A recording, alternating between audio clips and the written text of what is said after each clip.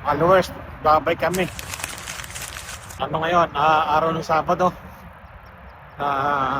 Saturday, April 26. Babay kami ngayon dito. Yay! Binabay namin dito kami sa Laguna.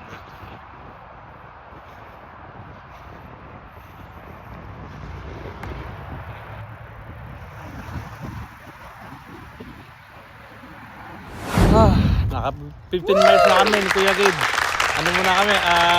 Rest muna, rest. Water break, water break. Yan, bike. Sikat lang yan. Pero okay din. Nakakaabot yan. Ito yung binili ni Kuya Gid na ano.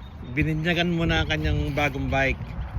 Yan, grabe. Carbon yan. Wow. Mahal.